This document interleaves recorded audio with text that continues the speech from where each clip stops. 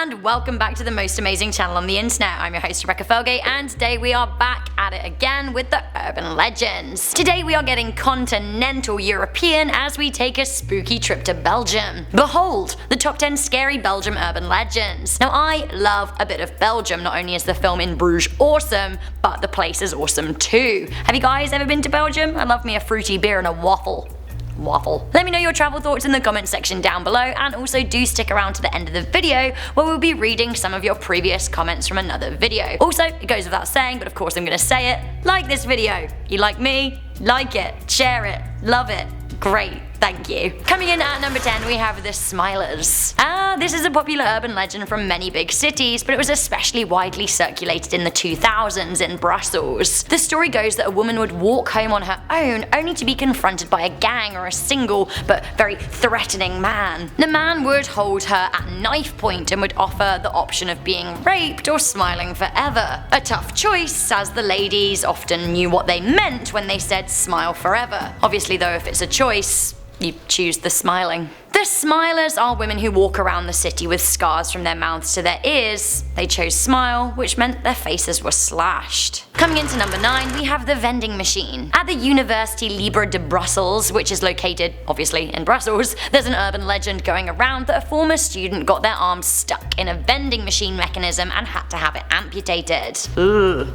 It seems that the student's snack got stuck, so they tried to reach in and grab their food, but it got stuck and horribly mangled in the machine. But they ended up having to lose their arm. While this may be circulated in Brussels, I feel like this isn't necessarily unique to Belgium. I've heard this kind of urban legend before, especially from parents who don't want their kids getting stuck. Honestly, I think when it comes to vending machines, the bigger risk would it be falling on you when you kick it because your coke hasn't come out. Coming into number 8 we have the Buck Riders. The Buck Riders. They're a very old Belgian legend indeed. They're ghosts or demons or demonic presence that rode through the sky on the back of flying goats gifted to them by Satan.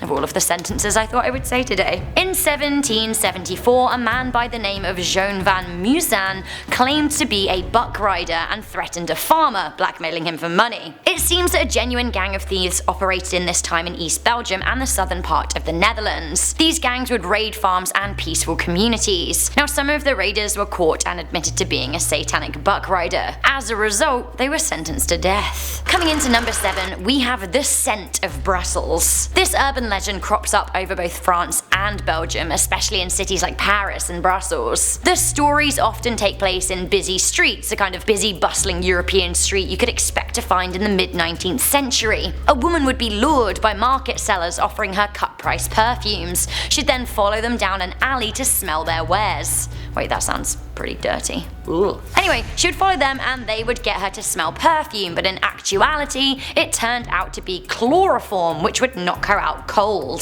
The story branches off, but in the best case scenario for the woman, it's just her purse that's stolen. In the worst, generally she's raped. Coming into number 6, we have the Hitcher with hairy hands.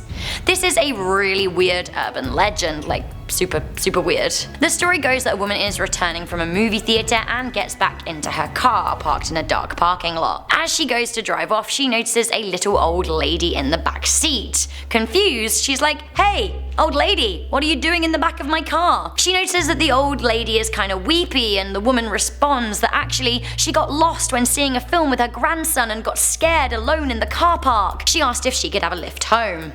Who refuses a little lost old lady? The driver takes pity on her and decides to drive her home, but at one point the old lady gestures that she wants the driver to turn left and she shows part of her hand and arm. The driver notices that actually she's mysteriously hairy. Casting a few peeks into the rearview mirror, she notices that the woman's hands were very hairy, kinda manly hairy. It isn't long before the driver realizes that actually the little old lady is a man in disguise. Panicked, she sees a bus and decides to crash into it. She runs to the bus driver to ask him for help. When she gets back to the car, this so-called old lady has vanished. When the police come later, they investigate the car and find chloroform and chainsaws in the back. Basically, the story goes that actually the Butcher of Mons was suspected to have been in the area and the driver could have been the next victim. So speaking of the Butcher of Mons, this is actually one of those urban legends that's true, but has sparked all kinds of other chatter. I think we should talk about it at number 5. So the Butcher of Mons was a very real Belgian serial killer who was active active between January 1996 and July 1997 near the Belgian city of Mons. The killer murdered women and chopped them up, placing them in plastic bags and leaving them in visible locations along highways and such. The parts in the bags belonged to a number of different women, all from the Nokheist region.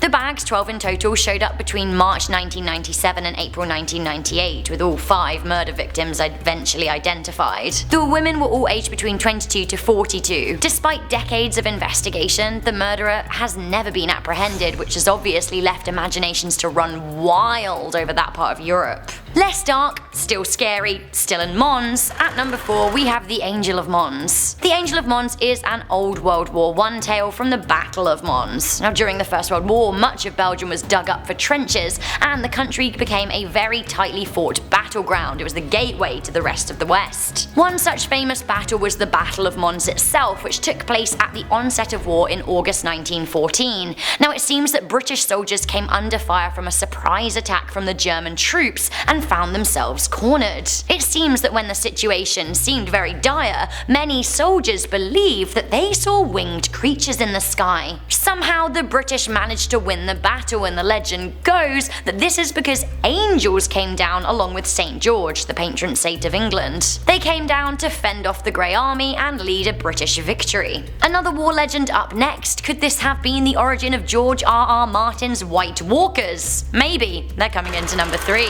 So this legend is often referred to as the legend of the White Cavalry. In 1918, a British captain, Captain Hayward, saw a band of Germans throwing grenades and shooting at an empty piece of land. After fighting the empty space, they fled, obviously terrified.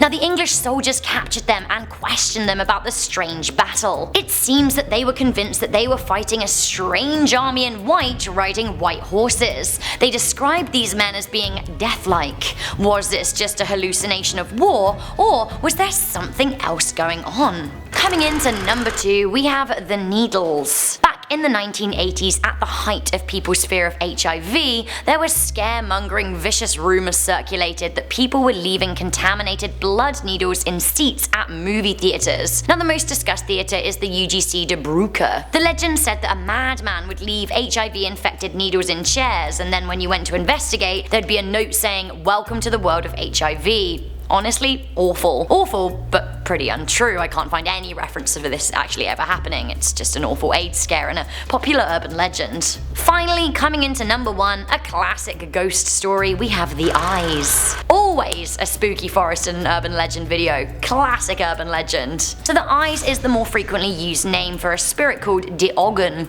This is a malicious force that haunts the Sonian forest at the southeast edge tip of Brussels. De Oggen, or The Eyes, is said to be one large foggy shadow, followed by smaller foggy shadows. The legend began in 1937 when nearby nuns started finding burned bodies of young children in the forest, although the exact number of deaths and the truth of the tale is pretty sketchy. Either way, if you come across a fog in the forest, you may want to get out of there for fear of being taken away and murdered by the Eyes. Ooh. So guys, there we have it. That was the top 10 scary Belgian urban legends. Which of these did you think was the scariest? Let me know in the comments section down below. For me, I'm really interested in wartime legends. Perhaps we should do urban legends from the world wars because they're pretty enduring. So before I go, I just want to read some comments from one of our most recent videos, the top 10 scary Texas urban legends part 2. Christy Rowland is all about us making a part 3. Maybe we will. We've got some insight from Michelle Solomonson, who said, "Hey Rebecca, your pronunciation of Bexar County is not Bexar, it's actually pronounced Bear County. There are a lot of words in Texas like that, coming from Native American, Mexico, and German." Ah, I didn't know. Thank you. Oh, hello. We had a comment from Cody Stommels who said, "Do an urban legend from Belgium because I'm from there." Mate, Cody, this one's for you. Whoa, we have another scary Texan urban legends in the comments here. Whitespace 101 said, "I live down here in Texas and my parents would scare me with Tooth Reaper. He would take cavities, and if you'd given him more than 8, he would put you to rest. It scared me to hell and I kept brushing my teeth." Job well done. Finally, Jennifer Crushman said, I would love to see more scary urban legends. I don't really care where, but I wish you guys would go back to talking more about SCPs. I really love hearing about them, more than I do the scary urban legends. Okay, well I will ask Baniel Yerk and see what he says. He's the SCP master. Meanwhile, have you checked out our channel Top 5 Scary Videos, because I think that is pretty SCP heavy. For now guys, I really hope you like those Belgian urban legends. Do let me know your favourite. Also, if you want an urban legends from where you're from, let me know in the comment section down below. Also, please do leave a thumbs up, share this video. See you soon. I'm Rebecca Felgate. Loving you, leaving you. Bye.